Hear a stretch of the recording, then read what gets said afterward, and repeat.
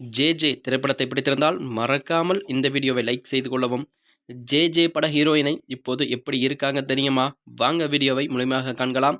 தமிழ் சினிமாவில் பல நடிகைகள் ஒரு சில படங்களுக்கு மற்றும் பிறகு திரையில் ஜொலிக்காமல் போய்விடுகின்றனர். அந்த வகையில்தான் 2003ஆம் ஆண்டு வெளியான சரண் இயக்கத்தில் மாதவன் நடிப்பில் வெளிவந்த படம்தான் ஜே திரைப்படமாகும். இந்த படத்தின் மூலம்தான் பிரியங்கா கோத்தாரை பிரபலமானவர் என்றும் கூறப்படுகிறது. இந்த வகையில்தான் இந்த படத்தில் தமிழ் பேசும் மேற்கு வங்கத்து பெண்ணாகவும் நடித்திருக்கிறார். ஆனால் அவர் நிஜத்திலேயே மேற்கு வங்கத்தில் பிறந்தவர்தான். இந்த படம் வெளியான போதுதான் இவர் தேவயானி சாயலில் உள்ளார் என்றும் பலரும் விமர்சனங்களும் செய்து வருகின்றனர். தற்போது கூட தேடி தேடி தீர்ப்போமா, உன்னை நினைக்கவே நொடிகள் போதுமே பாடல்கள் மூலம் கேட்காமல் இவரது நினைவு எளிதாக வந்துவிடும் என்றும் சொல்லப்படுகிறது. தொடர்ந்து தெலுங்கு, கன்னடம், இந்தி படங்களிலும் நடித்துள்ளார்.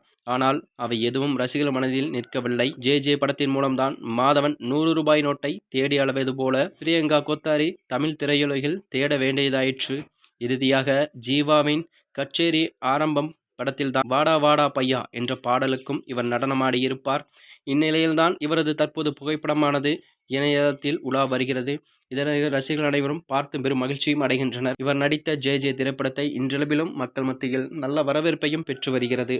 மேலும் இதுபோன்ற வீடியோக்களை தெரிந்து கொள்ள நமது சேனலை மறக்காமல் சப்ஸ்கிரைப் செய்து கொள்ளவும். நன்றி, வணக்கம்.